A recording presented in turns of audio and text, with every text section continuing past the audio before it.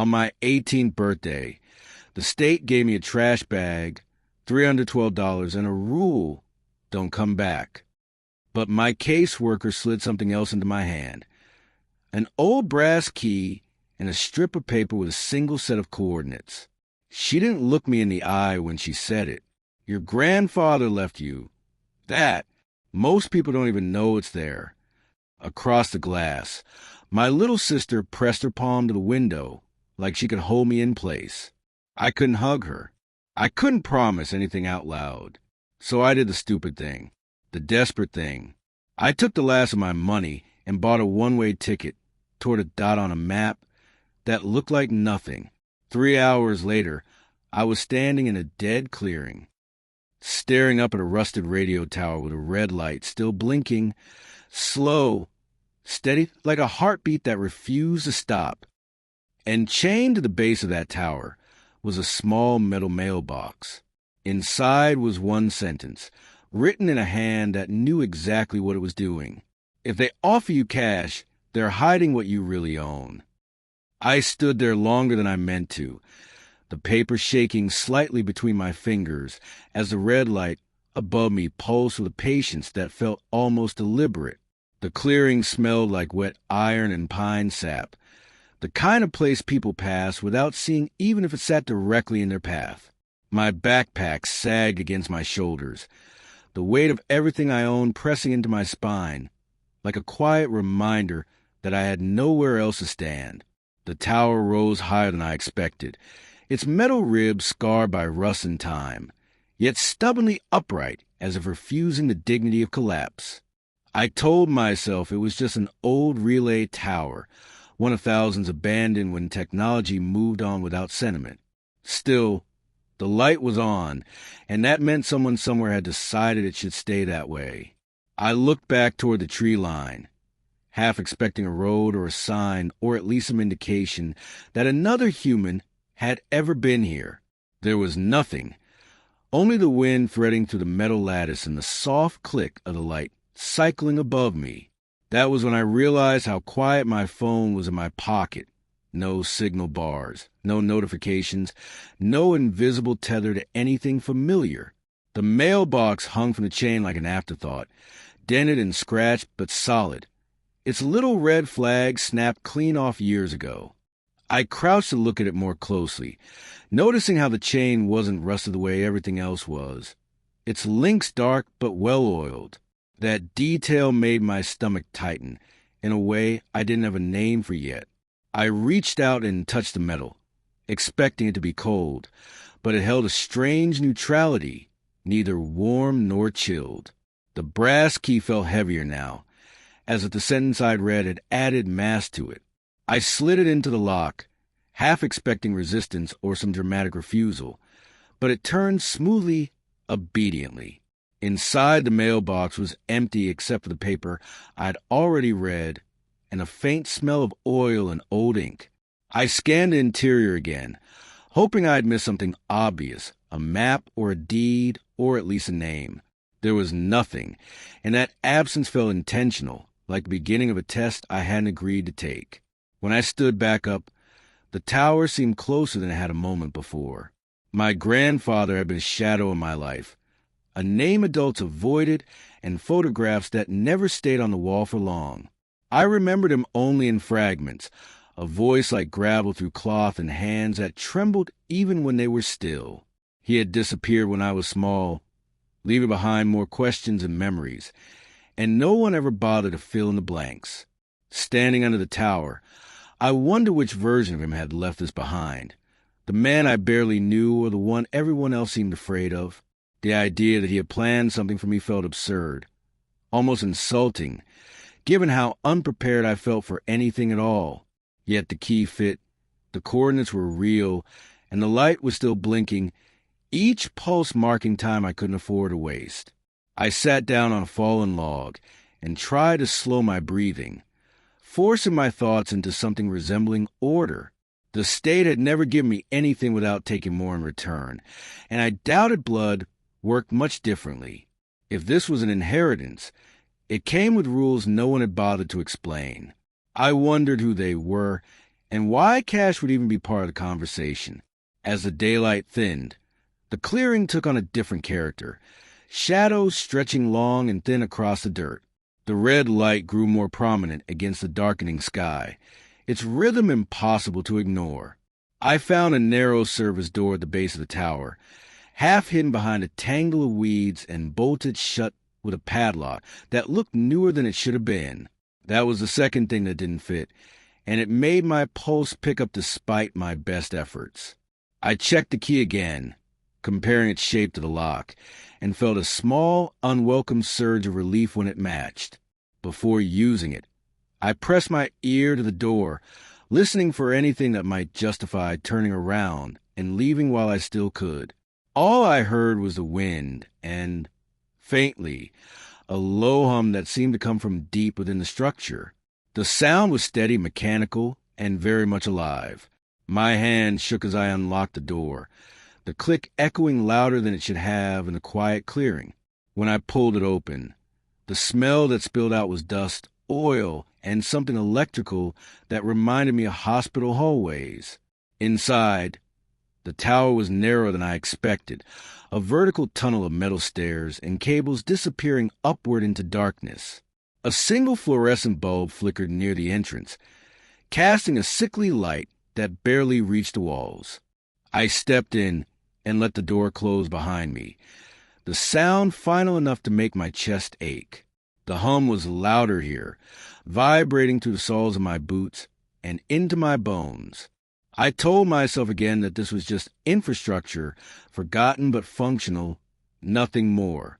Still, I felt watched in the way you do when you enter a room mid-conversation, aware you've missed something important. I noticed a clipboard hanging on a hook by the door, its pages yellow but neatly organized. The top sheet listed maintenance dates, most of them recent, with initials I didn't recognize signed in the margins. Someone had been here within the last week, and they had taken their job seriously. That knowledge settled over me like a weight, making it clear I was not as alone as the clearing had suggested.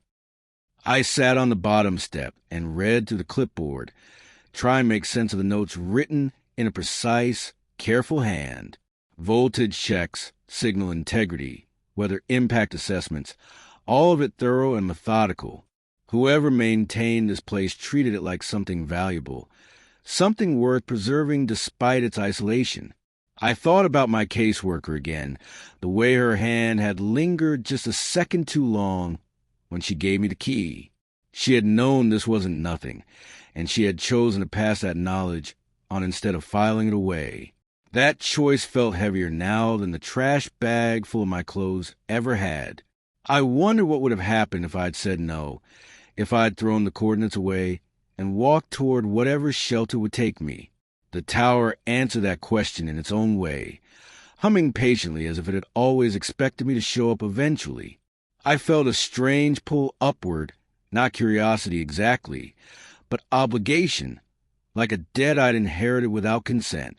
When I stood, my legs were stiff, but my resolve felt uncomfortably solid. Halfway up the first flight of stairs, I found a small metal plaque bolted to the wall. It was scratched but legible, engraved with my grandfather's name and a date from before I was born. There was no explanation, no dedication, just a name and the metal worn smooth where someone's fingers had traced it over and over. Seeing it there made something inside me shift, a subtle realignment of past and present that left me unsteady. This wasn't just a place he'd known about, it was something he'd claimed. I pressed my palm against the wall, feeling the faint vibration of the tower's inner workings, and wonder how many times he'd done the same. The idea that he'd stood here, alone, making decisions that would ripple forward into my life, filled me with a quiet, simmering anger. He had left without explanation, but he had not left nothing. That realization was both comforting and deeply unfair. I climbed the rest of the stairs of the first landing, my mind racing with questions I couldn't yet ask. Above me, the tower stretched on, and for the first time, I understood that whatever this was, it was not abandoned and it was not finished. At the landing, A second door waited, this one marked with a simple warning sign about authorized access only. I laughed under my breath at that. The sound brittle in enclosed space. Authorized by whom was a question that kept pushing forward, demanding an answer. The key fit this lock too, which felt less like luck and more like inevitability. I hesitated with my hand on the knob, thinking of my sister's face against the glass, of promises I hadn't been able to make. If this place was a mistake, it was already one I couldn't undo. I opened the door and stepped into a small control room lined with monitors, some dark, others glowing softly with data streams I didn't understand. A desk sat in the center, meticulously organized, with a chair pushed in as if someone had just stepped away. On the desk was an envelope with my name written on it in the same careful hand as the mailbox note. My chest tightened as I reached for it, aware that whatever was inside would change the shape of the road ahead. I opened it slowly, bracing myself for answers I wasn't sure I wanted, knowing that the tower had finally decided to speak. The envelope tore open with a soft, reluctant sound, and inside was a single folded letter and a thin plastic card that looked like an old access badge. My name was printed on the badge in block letters. Beneath a faded photo of my grandfather taken decades before his face had hardened into memory. The resemblance startled me more than I expected, the same narrow jaw and deep-set eyes staring back like an accusation. I unfolded the letter carefully, aware how deliberate every movement felt, as if the room itself were paying attention. The paper was heavy, the kind meant to last, and the ink hadn't bled despite its age. He wrote without flourish, his sentences clean and unembellished, as if afraid excess words might weaken their meaning. He said he was sorry for leaving, but not sorry for what he had done. He said the tower was never meant to be wanted, only needed. According to the letter, the land and structure were held under a trust that had expired the moment I turned 18. He explained legal mechanisms I barely understood, but the message underneath was clear enough. The tower was mine now, in a way that no offer money could replace. He warned me that people would come, quietly at first, with friendly smiles and urgent paperwork. They would frame it as a favor, a chance to walk away clean, but it would be a lie wrapped in convenience. He said the value of the tower wasn't in its metal or its reach, but in what passed through it unseen. Reading that line made me glance at the monitors again, their steady glow suddenly more ominous. I felt like I was being positioned in the middle of something far older and more patient than I was. The apology at the end felt insufficient, but sincere, which somehow made it harder to swallow. I sank into the chair, the vinyl cracked and cool against my skin, and read the letter again from beginning. Each pass revealed another subtle emphasis, another unspoken warning hiding between the lines. He mentioned my sister only once, referring to her as leverage without explaining who held it or why. That single word lodged in my chest, sharp and heavy, twisting every other sentence into something more threatening. I checked the monitors more closely, recognizing fragments of maps, signal graphs, and timestamps that updated in real time. None of it looked commercial, and none of it looked illegal, which felt like a deliberate balancing act. Whoever built this system had wanted it to survive scrutiny without inviting attention. I wondered how many years my grandfather had spent alone here, maintaining something he couldn't explain to anyone without putting them at risk. The thought of that kind of isolation made the room feel smaller. I stood and walked along the wall, trailing my fingers across labeled switches and ports that hummed faintly beneath my touch. Some labels were scratched out, others rewritten, all in the same precise handwriting. There were dates going back decades, documenting upgrades and repairs done with obsessive consistency. This wasn't the work of a man planning to disappear, but of someone preparing for continuity. That realization shifted my anger into something colder and more complex. He hadn't abandoned this place. He had protected it, even if the cost had been his family.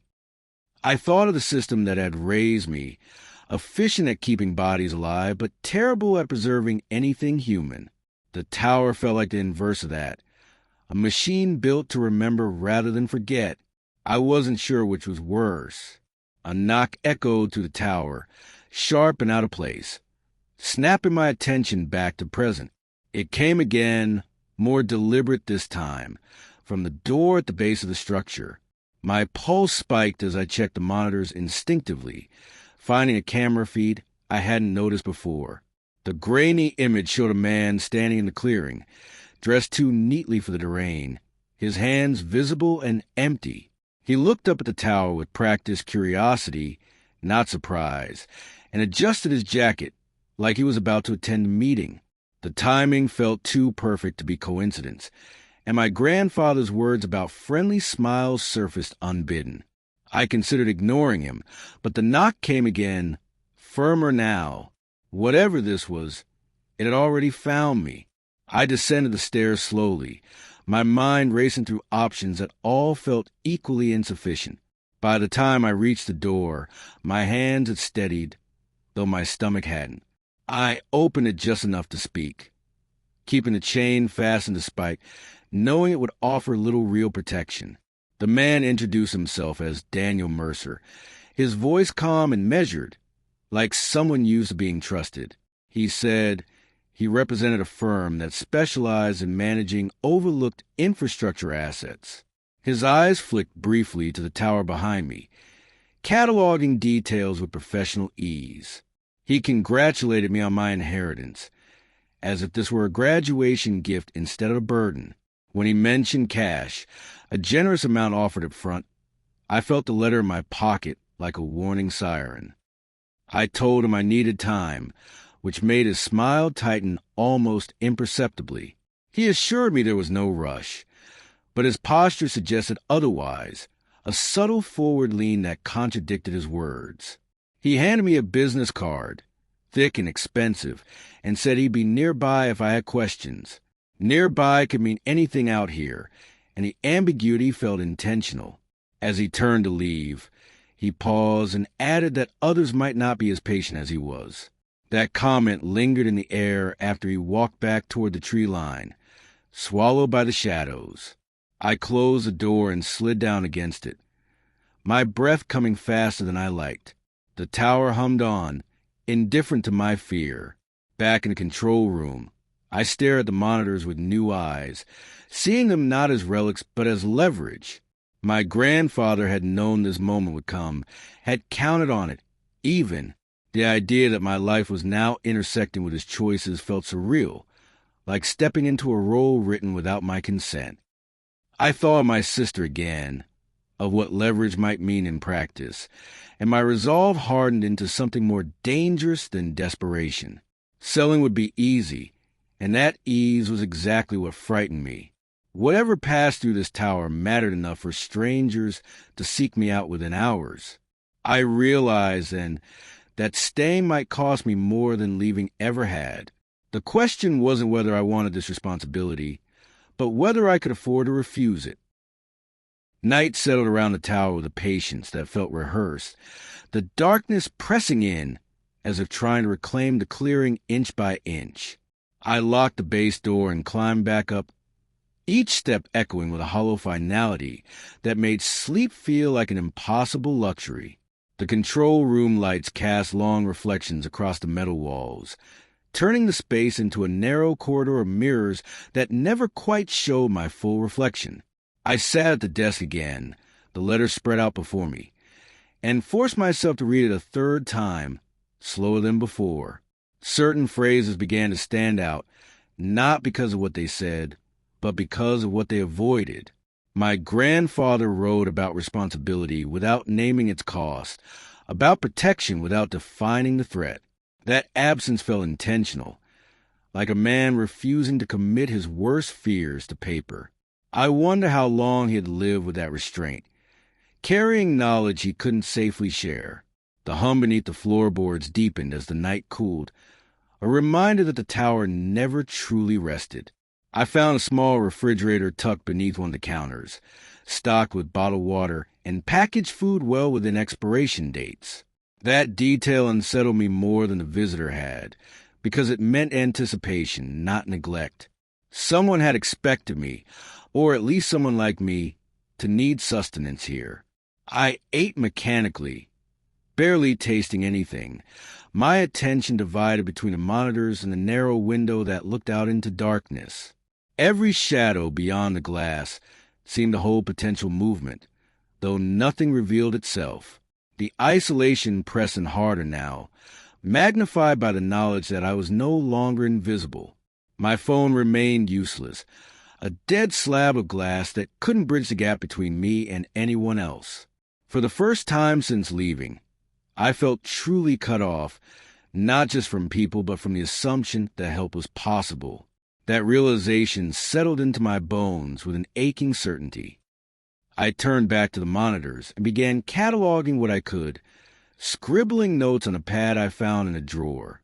The signals appeared cyclical, repeating patterns that shifted subtly over time, like a language built on variation rather than repetition. Some streams mapped geographic regions far beyond the clearing, while others seemed fixed on specific points that pulsed in irregular intervals. I didn't know enough to interpret their meaning, but I could tell they weren't random. There was intention in their design, a careful calibration that suggested long-term observation rather than immediate utility. I thought about Daniel Mercer's phrasing, overlooked infrastructure assets, and felt a flicker of grim amusement. If this was an asset, it was one that demanded vigilance rather than exploitation. The idea that corporations might be circling it made my stomach tighten. I suspected my grandfather had anticipated that too. Near midnight, a new alert chimed softly, startling me out of a half-daze. One of the monitors flashed a symbol I hadn't seen before, a simple geometric shape that pulsed red in time with the tower's light. My pulse quickened as I leaned closer, scanning for context or explanation. A corresponding entry appeared in a log file, time-stamped and labeled with a single word, contact. The term was vague enough to be meaningless, yet precise enough to feel deliberate. I searched the logs for previous instances and found several, spaced years apart, each followed by long stretches of silence. Whatever constituted contact was rare and apparently significant. The fact that it was happening now, on my first night, felt like more than coincidence. I thought again of my sister and the leverage my grandfather had alluded to, and a cold thread of fear wound through my resolve. I traced the cable lines feeding into the console, following them visually as far as I could before they disappeared into the tower's spine. The infrastructure was layered, redundant, built to survive failures both mechanical and human. That kind of foresight came from experience, not theory.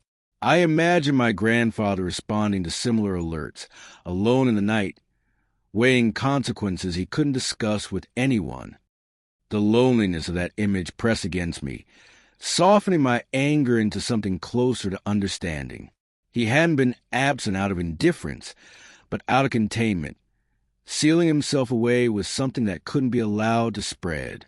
That interpretation didn't absolve him, but it reframed his choices in a way that felt dangerously sympathetic.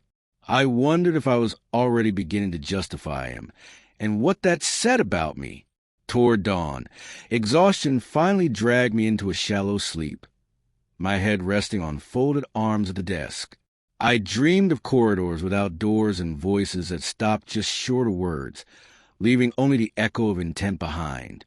When I woke, the tower was unchanged, the light still blinking, the hum still steady. For a moment, I felt disoriented enough to believe the night had been a warning rather than an experience. Then I noticed a new envelope on the desk, its edges crisp and unmistakably out of place. It hadn't been there before, and no alarms had sounded to announce its arrival. My name was written on it again, in the same careful hand, though my grandfather couldn't possibly have written it now. That realization sent a chill through me that sleep hadn't dulled. I opened the envelope slowly, bracing myself for something I couldn't yet define. Inside was a single photograph, black and white, showing the tower from a distance with a man standing at its base. The man was younger than my grandfather had ever looked in my memory, but unmistakably him, his posture rigid and alert. Written on the back was a date and a phrase that made my throat tighten. First refusal declined. I didn't understand what refusal meant in this context, but the implication was clear enough to be unsettling.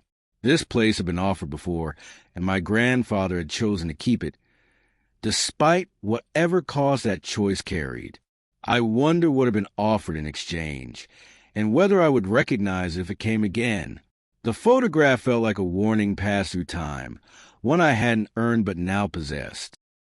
As the sun rose, painting the clearing in pale light, I stood at the window and watched the shadows retreat. The tower cast a long, angular silhouette across the ground, a marker of presence rather than dominance. I felt older than I had the day before, not in years but in awareness, as if something essential had shifted its weight inside me. Daniel Mercer's visit no longer felt like an intrusion, but an opening move in a longer game. The tower had spoken in its own way, and I was beginning to understand that silence here was never empty. Whatever contact meant, it had been made, and I was now part of the circuit, whether I wanted to be or not. I folded the photograph and slipped it into my pocket, aware that answers were coming whether I invited them or not. The question that lingered was how much of myself I would have to trade to keep them. By mid-morning, the clearing looked almost ordinary, the kind of place you could drive past 100 times without registering it as anything more than a break in the trees. That normalcy felt deceptive, like a carefully maintained illusion, and it made my skin prickle with unease. I brewed coffee from a machine that looked older than I was, surprised when it worked flawlessly, and drank it while standing at the window. The routine steadied me, anchoring me in small, manageable actions instead of spiraling questions. I told myself that whatever this tower was, it still existed in the same physical rules as everything else. It needed power, maintenance, and human hands to keep it running. That thought gave me a thin thread of control to hold on to. I checked the monitors again, noting that the contact alert had resolved into a steady, unremarkable stream. If something had changed overnight, it was now content to hide. I spent the next few hours exploring the rest of the tower, moving slowly and deliberately, cataloging what I found the way someone else might inventory a life. Each level revealed more of the same meticulous care. Spare parts labeled and stored, tools cleaned and returned to their hooks. There were living quarters higher up, small but functional, with a narrow bed and a desk scarred by years of use. A shelf held books on engineering, communications theory, and law, their margins filled with notes in my grandfather's hand. Seeing those annotations made his presence feel uncomfortably close, like he might step into the room at any moment and comment on my technique. I found an old calendar on the wall, its pages neatly torn away until it stopped at a date from years ago. That was when he had left or been forced to, and the abruptness of that ending echoed through the empty space. I wondered what had happened on that last marked day. In a locked cabinet beneath the desk, I discovered files labeled with names and places, none of them familiar. Each file contained correspondence, contracts signed, and notes that spoke of negotiations stalled or abandoned. The language was careful, legalistic, designed to obscure more than it revealed. I began to see a pattern in the refusals, a consistency in the reasons cited that pointed to the same core issue.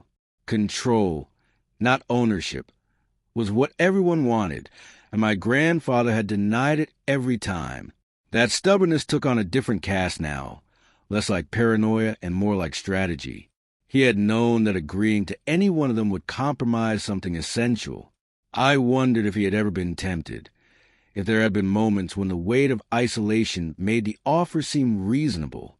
The files didn't say, but the sheer number of them suggested persistence on the other side. By afternoon, the silence was broken by the distant sound of an engine approaching the clearing. I watched from the window as a government-marked SUV rolled into view, its presence more formal than Daniel Mercer's had been. Two people stepped out, a man and a woman, both dressed plainly but with an air of quiet authority that set them apart. They didn't knock right away, instead walking the perimeter of the clearing, making notes, speaking in low voices I couldn't hear. The delay felt intentional, a way to assert control without confrontation. When they finally approached the door, I had already decided to speak to them, if only to gather information. I opened it before they knocked, which made them pause just long enough for me to register surprise beneath their composure. The woman introduced herself as Agent Laura Reyes, her tone polite but firm, and asked if we could talk inside. They sat at the small table in the control room, taking in the equipment with practiced neutrality. Agent Reyes explained that they were following up on a transfer of property and wanted to ensure everything was in compliance. Her partner, Mark Ellison, said little, his attention focused on the monitors in a way that felt more analytical than curious. They didn't mention cash outright, but the implication hovered in every carefully chosen word. They spoke of safety concerns, of national interests, of burdens that shouldn't fall on someone my age. I listened, answering only when necessary, measuring their approach against my grandfather's warnings. Their offer was framed as protection, not purchase, a custodial arrangement that would relieve me of responsibility. The difference was subtle but significant, and it made my jaw tighten despite my efforts to stay calm. When I asked what exactly the tower monitored, Reyes smiled thinly and said that question was precisely why they were there. The non-answer landed like a challenge, and I felt a flicker of anger cut through my fear. I told them I needed time to review the documentation, echoing the same line I'd used with Mercer. Ellison's gaze sharpened, just slightly, as if noting a pattern he didn't like. They exchanged a look that spoke of internal calculation. Then Reyes nodded and agreed, sliding a folder across the table. She emphasized deadlines and consequences without naming them, trusting implication to do the work. As they stood to leave, she added that cooperation now would make things easier later.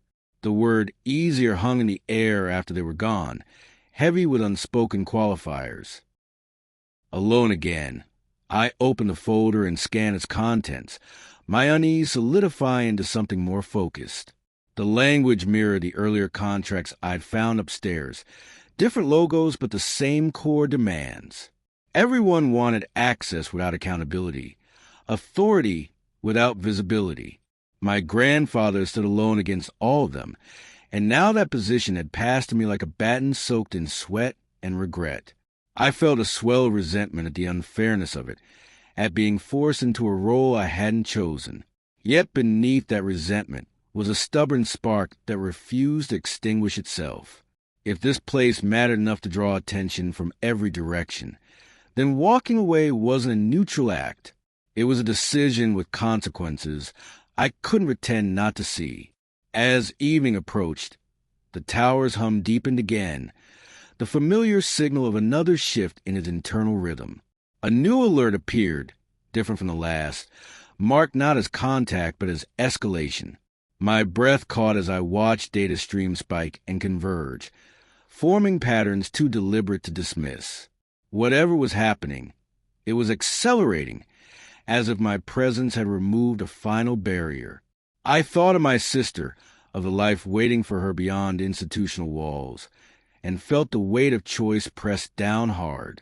The tower didn't demand loyalty or belief, only attention and resolve. I realized then that my grandfather hadn't been guarding a secret so much as a responsibility no one wanted in full view. The question was no longer whether I would sell or surrender it, but whether I could endure what came with keeping it. The escalation alert refused to resolve the way the others had, its indicators holding steady as if waiting for a response that hadn't been programmed yet. I watched the data streams braid together, noticing how the tower's hum adjusted in subtle increments, compensating, recalibrating, adapting. Whatever process had been triggered wasn't malfunctioning. It was doing exactly what it had been designed to do. That realization carried a strange comfort, because it meant there was logic here, even if I didn't yet understand it. I pulled one of my grandfather's notebooks from the shelf and flipped through pages dense with diagrams and marginalia. His handwriting grew tighter around certain entries, the ink darker, as if pressure alone could reinforce the ideas. He wrote about thresholds and response windows, about knowing when observation crossed into intervention. I began to see that the tower wasn't passive, but neither was it aggressive. It waited, and waiting itself was the act. As night approached again, headlights flared briefly at the edge of the clearing, then vanished before I could identify the vehicle. The message was clear enough without confrontation. I was being watched now, not just by systems, but by people measuring my reactions. I shut off unnecessary lights and moved quietly, aware of how exposed the tower's height made it despite the surrounding trees. The sense of being evaluated crept under my skin, turning every decision into a performance, whether I wanted it to be or not. I wonder how long my grandfather had endured that pressure, how many nights he'd stood where I was standing, listening for engines that might never arrive. The thought made my chest tighten with an empathy I hadn't planned on feeling. Isolation wasn't just a byproduct of his choices. It had been the tool that enforced them. I realized I was stepping into the same mechanism. I returned to the control room and began methodically backing up data, following procedures outlined in the notebooks. Each step revealed layers of redundancy designed to preserve information, even if the tower itself were compromised. That focus steadied me, turning anxiety into motion, fear into something I could manage with my hands. I discovered references to off-site nodes, places where fragments of the signal were mirrored beyond immediate reach. The locations were coded, but the pattern suggested intention rather than secrecy for its own sake. My grandfather hadn't trusted permanence. He had trusted dispersion. That philosophy resonated with me in ways I couldn't fully articulate, shaped as I was by systems that failed when overloaded. The tower, by contrast, seemed built to survive loss. That resilience felt like a lesson offered without sentiment. Around midnight, my phone vibrated for the first time since arriving, the sudden buzz making me flinch. There was no signal indicator, yet a single text message appeared, unsendable and untraceable. It read only, "You're late, but not too late." No number accompanied it, no context to soften its implication. My pulse spiked as I scanned the monitors, looking for any corresponding anomaly. The tower systems registered nothing unusual, which unsettled me more than confirmation would have. This message hadn't passed through the channels I could see, which meant there were layers I still didn't know existed. I thought of the word contact and felt a chill creep up my spine. Whoever had reached out had done so deliberately, bypassing both infrastructure and protocol. I considered responding, my fingers hovering over the screen, then stopped. Engagement, my grandfather had written, was the most irreversible act of all. I set the phone down and forced myself to breathe, counting the seconds between the tower's light pulses until my heart rate slowed. The silence that followed felt charged rather than empty, like the pause before a question fully formed. I wondered if refusing to answer was itself an answer, and whether it would be respected. The tower's hum shifted again, deeper this time, as if acknowledging a decision I hadn't consciously made. That alignment unsettled me, blurring the line between operator and instrument. I wasn't sure anymore where my agency ended and the systems began. Sleep came fitfully, fractured by half-dreams and the constant awareness of the tower's presence. When I woke, it was to the sound of rain striking metal, a steady percussion that masked other noises and made the clearing feel even more isolated. I moved through the morning routine automatically, my thoughts circling the unanswered message and the unresolved escalation. The monitors showed stabilized patterns, no new alerts, but the absence of change felt deliberate. I checked the exterior cameras and caught movement near the tree line, a figure retreating just beyond clear view. It could have been coincidence, Or it could have been another reminder that distance didn't equal safety. The rain intensified, blurring the boundary between tower and forest until everything seemed to bleed together. Late that afternoon, I found a sealed envelope tucked behind one of the backup drives, its placement too careful to be accidental. The handwriting was my grandfather's, but the paper was newer than anything else I'd seen, suggesting he prepared it shortly before leaving. Inside was a short note and a small flash drive. The note said only that this was for when escalation became unavoidable and that trust, once broken, could never be repaired, only replaced.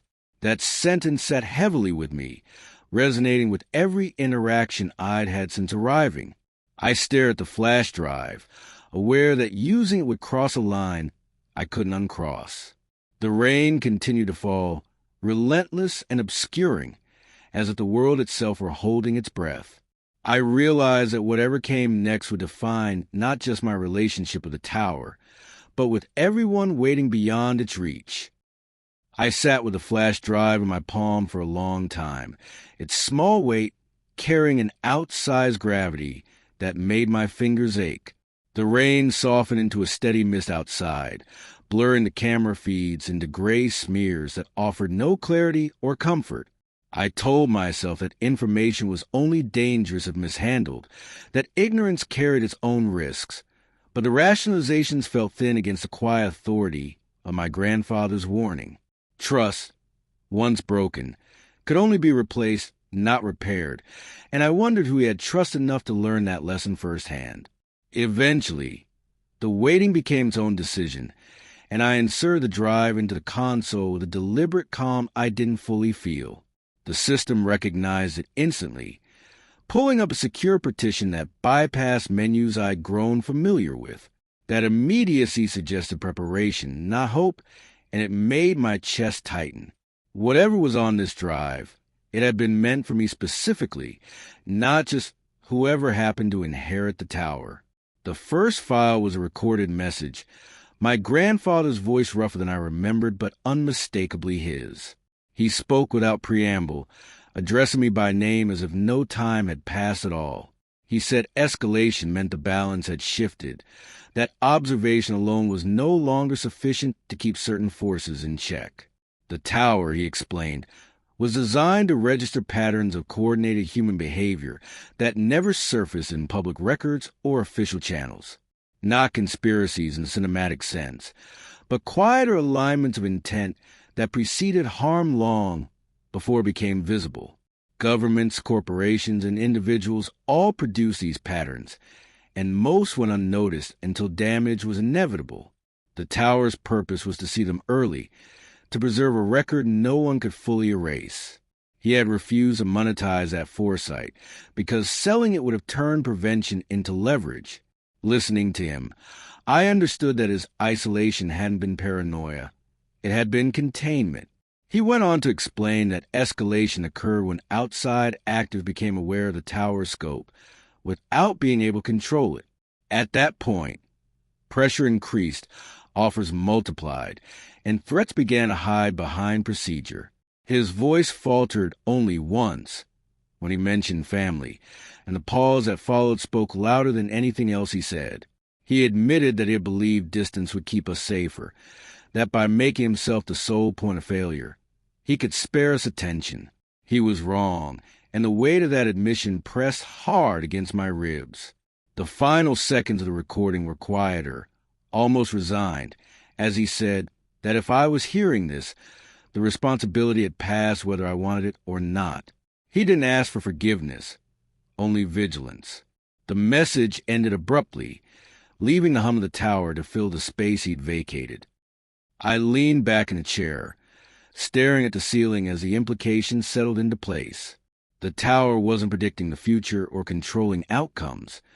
It was documenting intent in a way that made denial impossible, that made it dangerous to anyone who benefited from plausible ignorance. I thought of Agent Reyes' careful language, of Daniel Mercer's polished smile, and felt a grim clarity take hold. They didn't want the tower shut down. They wanted it owned. Control meant deciding what records survived and which ones quietly disappeared. My grandfather had stood between that desire and its fulfillment for decades, and now that barrier was me. The unfairness of it surged up again, but this time was accompanied by something steadier, almost defiant. If the system existed, then erasing it would be an act, not an accident, and I wasn't ready to be complicit. Another file opened automatically, this one a live interface I hadn't seen before.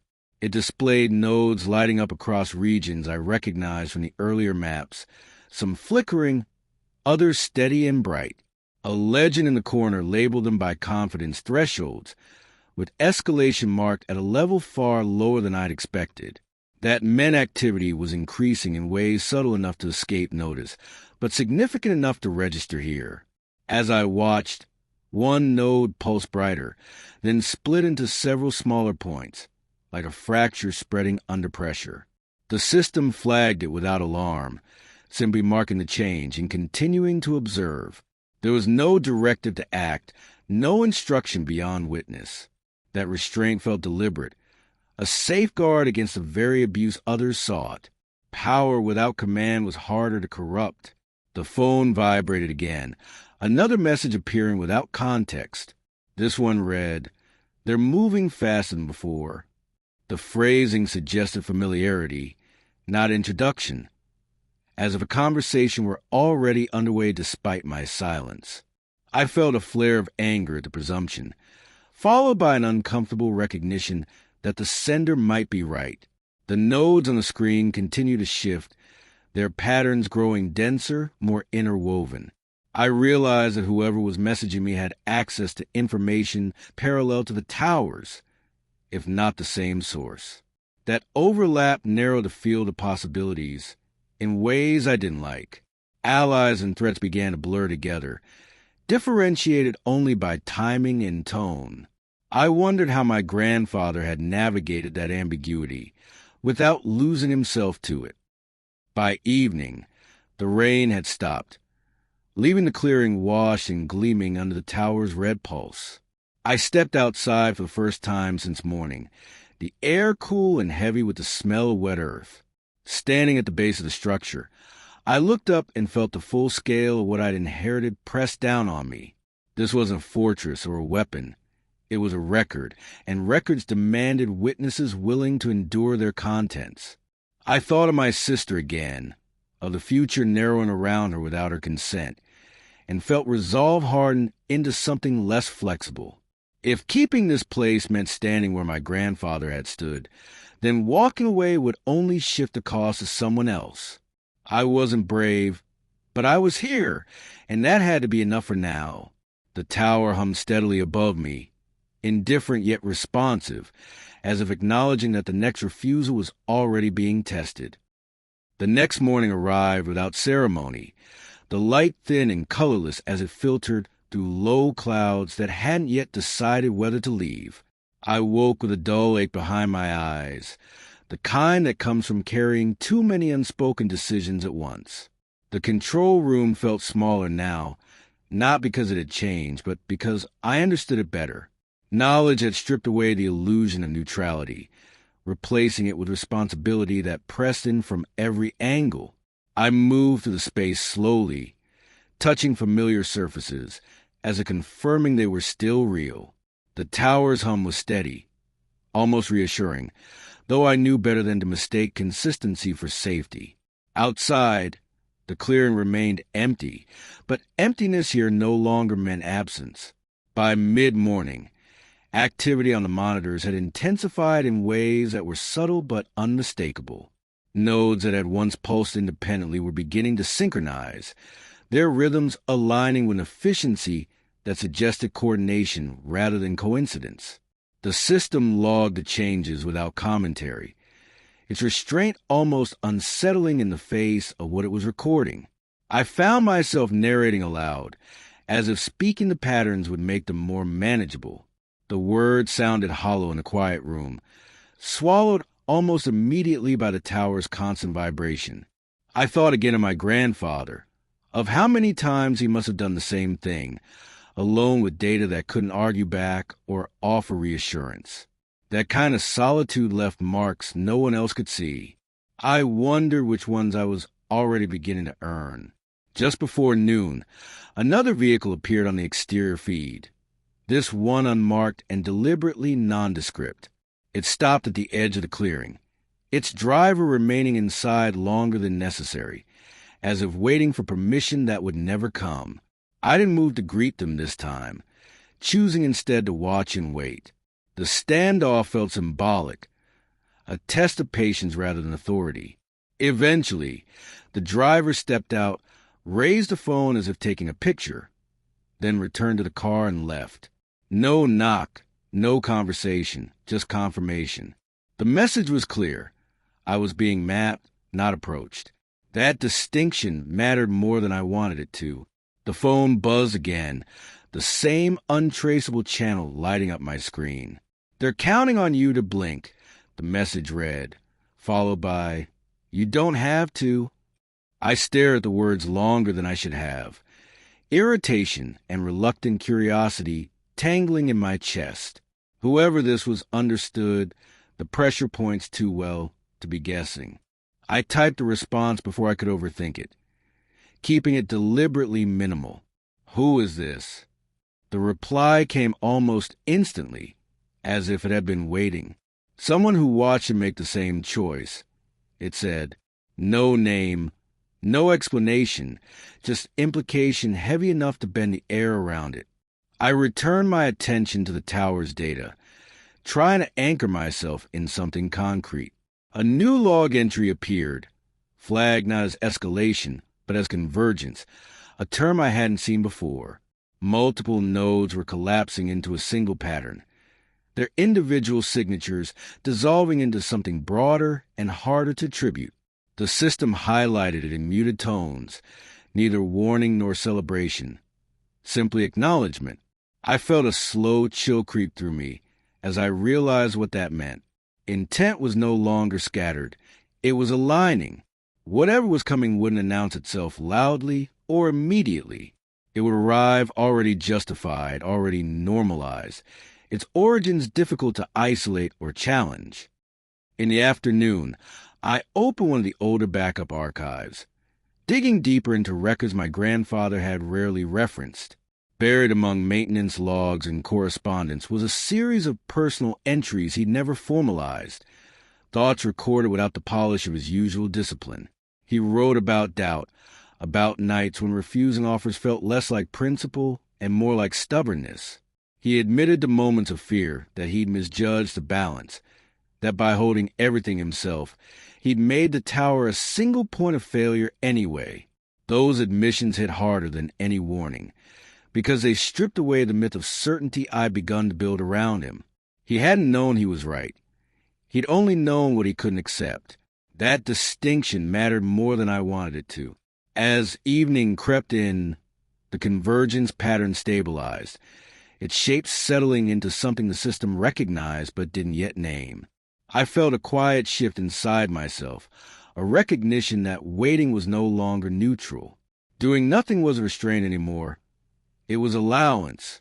The tower didn't instruct, but it did reveal, and what it revealed now demanded a witness willing to be seen. I thought of my sister, of the glass between us on my last day, and understood with sudden clarity that safety had never been guaranteed, only deferred. Whatever choice I made next would ripple outward, touching lives that would never know my name.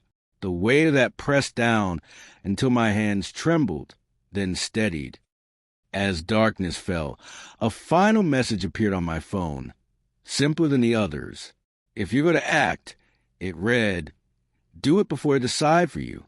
I set the phone aside and looked at the tower's central display, the convergence pattern glowing softly like an unresolved question.